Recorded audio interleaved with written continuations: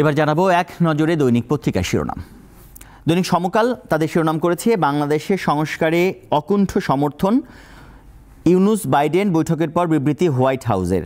একই সাথে আরও একটি শিরোনাম করেছে কুষ্টিয়া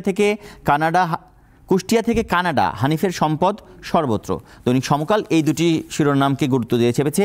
দৈনিক ইত্তেফাক বলছে সহায়তার প্রতিশ্রুতি IMF প্রধানের, সংস্কার ও ভোটার তালিকার পর নির্বাচনের দিনক্ষণ। ডক্টর ইউনূসের বক্তব্যকে কোট করে এই সংবাদটিকে তারা গুরুত্ব দিয়েছে। একই সাথে তারা বলছে রাজধানীর বিভিন্ন হাসপাতালে বেড়েছে ডেঙ্গু রোগীর সংখ্যা। গতকাল কামরাঙ্গীচর 31 শয্যা বিশিষ্ট হাসপাতাল থেকে তোলা একটি ছবি তারা তাদের গুরুত্ব দিয়ে ছেপেছে।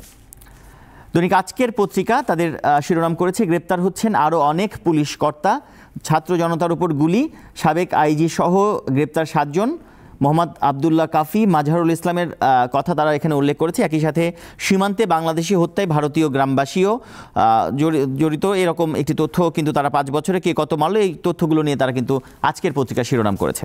দৈনিক যুগান্তর বিদ্যুৎ কেন্দ্রের স্থাপনে গচ্চা 8,000 কোটি টাকা, 4 বেসরকারি কেন্দ্রে গ্যাস সংযোগ, এই বিষয়টিকে নিয়ে তার গুরুত্ব দিয়ে চেপেছে। একই সাথে ডক্টর মোহাম্মদ ইউনূসের খবরটিকেও তারা গুরুত্ব দিয়ে চেপেছে। তরুণদের স্বপ্নের নতুন বাংলাদেশ, বন্ধুদের সহায়তা চান ডক্টর ইউনূস। দৈনিক বণিক বার্তা তারা বলছেন জুলাইয়ে সরকারি কর্মচারীদের বেতন ভাতা ও সুদ পরিশোধ হয় ব্যাংক থেকে ঋণ করে, এই তথ্যটিকে তারা গুরুত্ব দিয়ে চেপেছে। একই সাথে সাবেক ভূমিমন্ত্রীর সম্পদ বাংলাদেশকে ফিরিয়ে দিতে ব্রিটিশ MPর চিঠি। নতুন বাংলাদেশ গড়তে বিদেশি বন্ধুদের সহযোগিতা চাইলেন ডক্টর ইউনূস, এই শিরোনামটিও করেছে বণিক বার্তা। দৈনিক কালের কণ্ঠ বিদেশি বন্ধুদের সহযোগিতা কামনার যে বিষয়টি ডক্টর ইউনূসের, সেই বিষয়টিকে গুরুত্ব দিয়ে চেপেছে। একই সাথে তারা বলছে সামান্য চাল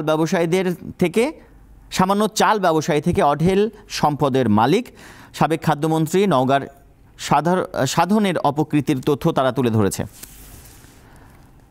দৈনিক প্রথম আলো তারা বলছে তরুণেরাই গড়বে নতুন বাংলাদেশ। ক্লিংটন গ্লোবাল ইনিশিয়েটিভের অনুষ্ঠানে ডক্টর মোহাম্মদ ইউনূসের এই বক্তব্যটিকে তারা গুরুত্ব দিয়ে চেপেছে।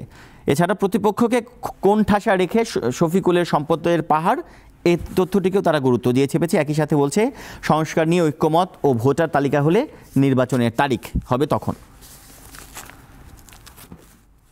দর্শক, এই ছিল আমাদের কাছে আজকের সংবাদ শিরোনাম।